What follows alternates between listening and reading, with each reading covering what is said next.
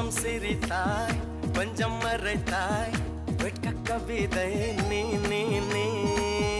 கொஞ்சம் துடித்தாய்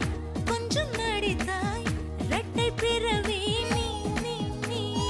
அம்மா அம்மம்மா என் தாயோட்டும் பேசாத மௌனத்தை நீயே சொன்னாய் அப்பா அப்பப்பா நான் யாரோடும் பேசாத முத்தத்தை நீயே தந்தாய் 5 வயது பிள்ளை போலே அச்சச்சோ பிச்சத்தாலே கொஞ்சி கொஞ்சி என்னை கொண்டால் பருவாயில்லை